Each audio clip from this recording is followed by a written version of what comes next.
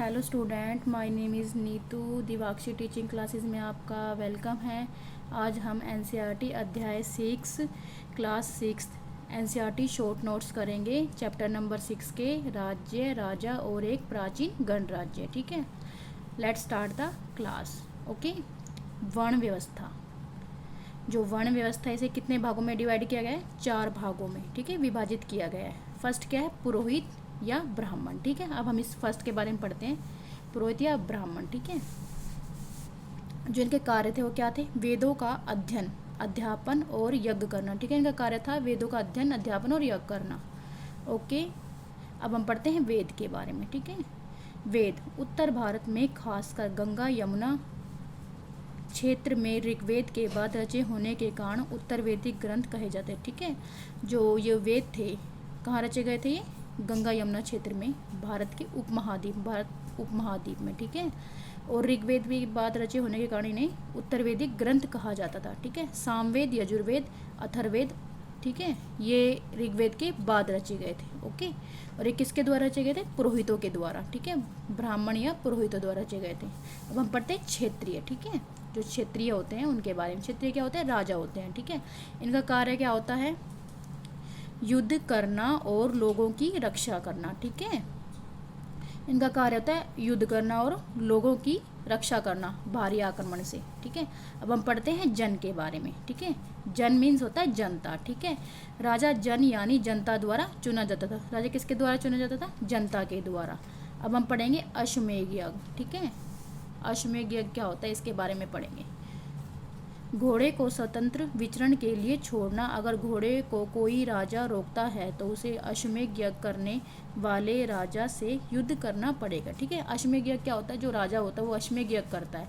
वो उसमें क्या करता है? अपने घोड़े को मतलब स्वतंत्र छोड़ देता है ताकि वो कहीं भी घूमे और कहीं भी जाए। जहाँ जहाँ वो जाएगा वो सारी ज़मीन, वो सारा राज्य उस राजा का हो जाएगा। अगर कोई भी दूसरा राजा उस घोड़े को रोकता है, ठीक है, तो उसे उस राजा से युद्ध करना होगा जो अश्वमेध यज्ञ कर रहा है, जिसने इस घोड़े को छोड़ा है। ओके, अब हम पढ़ते हैं आसन। ठीक है, अश्वमेध यज्ञ करने वाले राजा को बाघ की खाल के सिंहासन पर बैठाया जाता था। जो अश्वमेध यज्ञ करने वाले राजा को किस पर बैठाया था?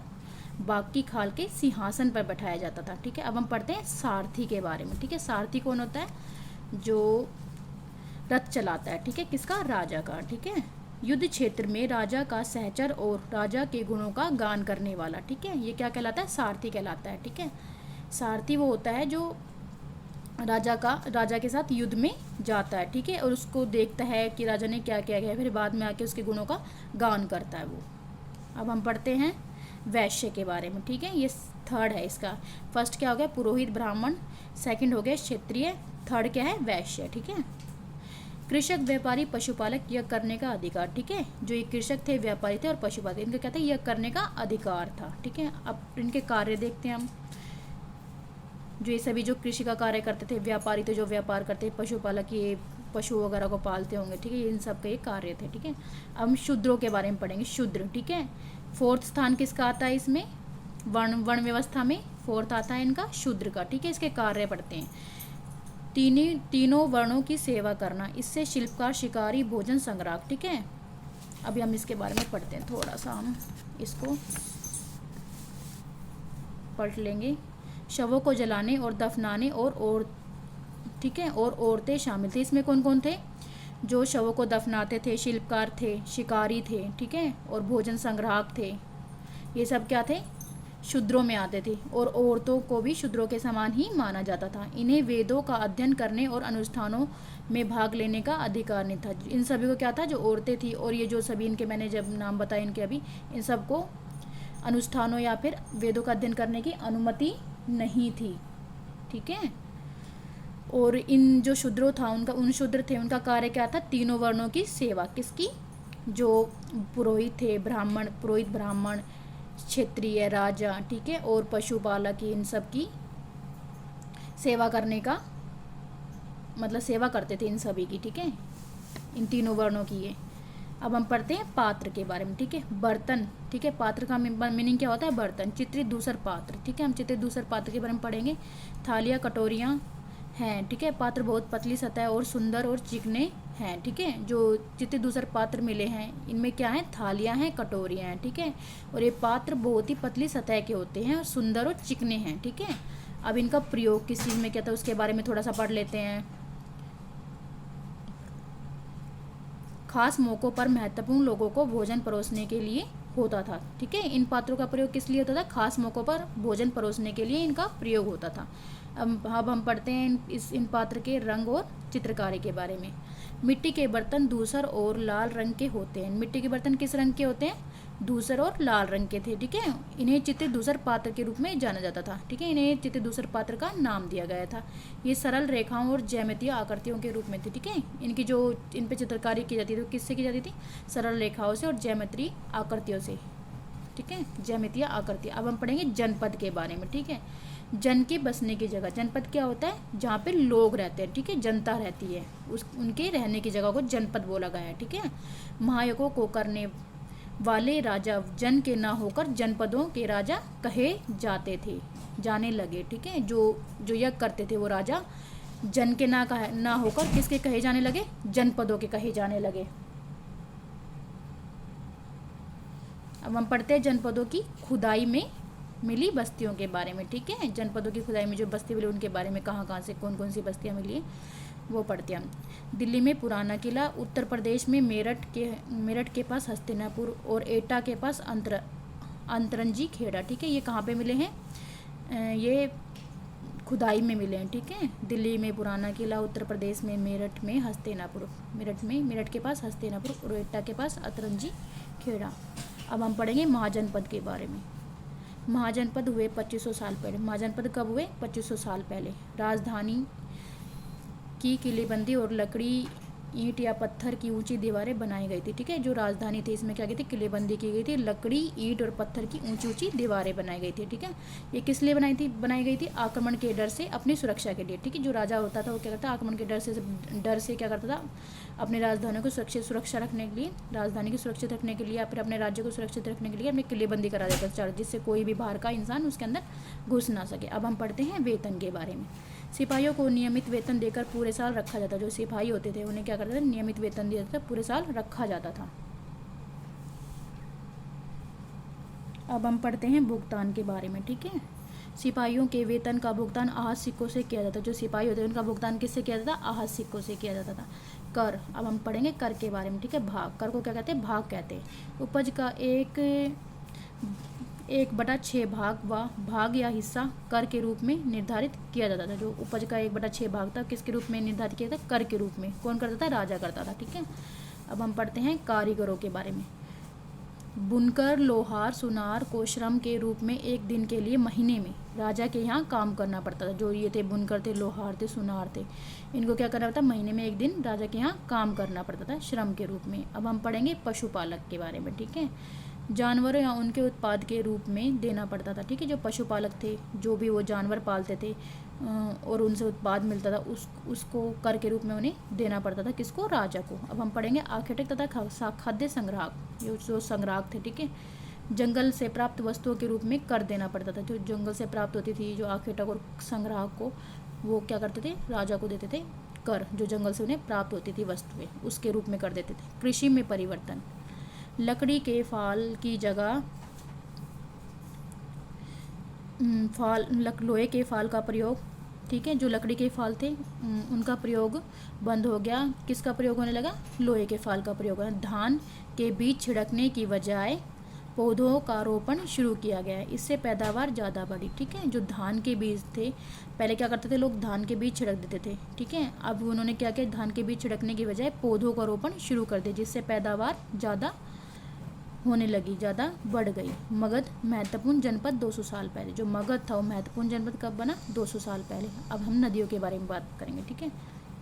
गंगा और सोन जैसी नदियाँ जो मगध से होकर बहती थी। गंगा और सोन नदियाँ कहाँ से बहती थी, मगध से होकर बहती थी। इन नदियों में ने यातायात, जल वितरण और जमीन को उपजाऊ बनाया, ठीक है। नदियों ने क्या किया, यातायात को सुदृढ़ किया, जल वितरण प्रणाली, ठीक है, जमीन और क्या किया, जो जमीन थी उसे उपजाऊ बनाया इन नदियों ने, ठीक है। क्योंकि ये जब बहती थी तो बहुत सारे खनिज थे, जैसे जो भी मिट्टी के लिए महत्वपूर्ण थे, उपजाऊ बनाने के लिए उनको अपने साथ बहाकर लाती थी। ठीक है, अब हम पढ़ते हैं जंगल के बारे में। ठीक है, जो मगध में जो जंगल था उसके बारे में। रथ बनाने के लिए लकड़ी, औजार, हथियार बनाने के लिए, ठीक है, और लोह अयस्क की खादानें और हाथियों को पकड़कर उन्हें प्रशिक्षित कर सेना में भर्ती किया जाता था। ठीक है, क्या मतलब जो जंगल से क्या क्या मिलता था? रथ बनाने के लिए लकड़ियाँ मिलती थी, औजार और हथियार बनाने के लिए क्या मिलता है? लोह अयस्क की खादानें वहाँ पे थी। ठीक है, जिनसे क्या बनाए थे? औजार बनाए जाते थे। और हाथी जो थे, हाथियों को पकड़ कर क्या कहते थे? उन्हें प्रशिक्षित कर सेना में भर्ती किया जाता था। ठीक है, अब हम पढ़ते हैं मगध के शासक। ठीक है, मगध के शासक कौन से? बिंबिसार, अजातशत्रु और महापद्मनंद। ठीक है, ये मगध के शासक थे। अजातशत्रु के बारे में पढ़ते हैं हम। अजातशत्रु वज्जी संघ पर आक्रमण करना चाहते थे। जो अजातशत्रु थे वो क्या करते थे? क्या करना चाहते थे? मगध पर वज्जी संघ पर आक्रमण करना चाहते थे। अजातशत्रु ने अपने मंत्री वस्कार को बुद्ध के पास सलाह लेने के लिए भेजा। जो उसका मंत्री था, किसका मंत्री? अजातशत्रु का। कौन था? वस्कार। उसने बुद्ध के पास उसे सलाह लेने के लिए भेजा। ठीक है, बुद्ध ने वस्कार से पूछा,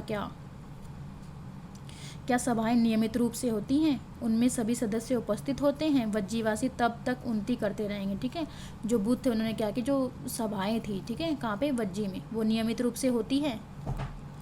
उनमें सभी सदस्य उपस्थित होते हैं? ये सब पूछा गया। ठीक है, अगर ये सब होता है तो वज्जीवासी बहुत ही उन्नति करेंगे। अभी इनके मतलब क्या क्या थी, इन्होंने क्या क्या चीज़ें बताई, उसके बारे में पढ़ते हैं। नियमित सभाएं करते रहेंगे, मतलब कैसे उन्नति करेंगे? मतलब ये सब चीज़ें अगर चलती रहेंगी तो वो उन्नति करते रहेंगे। नियमित सभाएं करेंगे तो उन्नति होगी। ठीक है, आपस में मिलजुल कर रहेंगे, मिलजुल कर काम करेंगे, पारंपरिक नियमों का पालन करते रहेंगे, बड़ों का सम्मान, समर्थन, उनकी बातों पर ध्यान देते रहेंगे। ठीक है, महिलाओं के साथ जोर जबरदस्ती नहीं करेंगे और उन्हें बंधक नहीं बनाएंगे। ठीक है, विभिन्न मतावलंबी संतों का सम्मान करेंगे और उनके आने जाने पर कोई रोक नहीं होगी। ठीक है, अगर इन सभी चीज़ों का ये पालन करते रहेंगे तो वज्जीवासी उन्नति करते रहेंगे। ठीक है, अब हम पढ़ते हैं गणिया संघ के बारे में। ठीक है, गणिया संघ 2500 साल पहले तक चलता था। गणिया संघ कब तक चलता रहा? यह 2500 साल पहले तक चलता रहा। ठीक है, फिर अब पढ़ते हैं गणिया संघ के अंत के बारे में। ठीक है, गुप्त शासकों ने गणिया संघ का अंत उसे अपने राज्य में शामिल कर लिया। ठीक है, जो गुप्त शासक थे उन्होंने क्या किया? गणिया संघ का अंत कर उसे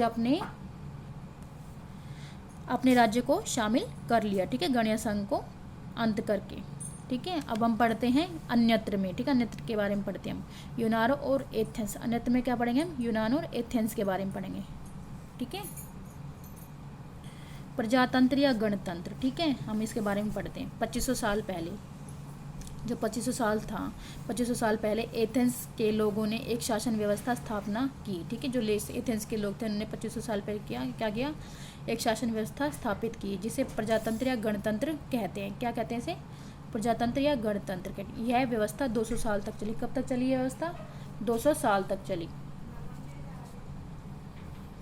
ठीक है, अब हम पढ़ेंगे नागरिकता के बारे में। ठीक है, 30 साल से ऊपर के उन सभी पुरुषों को पूर्ण नागरिकता प्राप्त थी जो दास नहीं थे। जो 30 साल से ऊपर के जो लोग थे उन्हें पूर्ण नागरिकता प्राप्त थी, जो दास नहीं थे। ठीक है, औरतों, व्यापारियों, शिल्पकारों और एथेंस की खादानों में, खेतों, घरों और कार्यशालाओं में काम कर रहे दासों को नागरिक अधिकार नहीं मिले थे। ठीक है, जो ये लोग थे, क्या कौन थे? व्यापारी थे, शिल्पकार थे। और ठीक है, एथेंस की खादानों में, खेतों में, घरों में और कार्यशालाओं में काम करने वाले दासों, ठीक है, इन सबको क्या था? नागरिक अधिकार प्राप्त नहीं थे। ठीक है, अब हम पढ़ते हैं सभा के बारे में। महत्वपूर्ण विषयों पर निर्णय लेने के लिए साल भर में 40 बार बुलाई जाती थी। ठीक है, जो सभा थी कब बुलाई जाती थी? साल में 40 बार बुलाई जाती थी महत्वपूर्ण विषयों पर निर्णय लेने के लिए। ठीक है, अब हम पढ़ते हैं नौसेना में सेवा। ठीक है, नौसेना में सेवा के बारे में हम पढ़ेंगे। शासन के पदों पर नियुक्तियां लॉटरियों द्वारा की जाती। जो शासन के पद होते थे, नियुक्तियां किससे की जाती थी? लॉटरियों के द्वारा की जाती थी। ठीक है, सभी नागरिकों को सेना और नौसेना में अपनी सेवा देनी पड़ती। जो चीन था और एथेंस था, इसमें क्या होता था?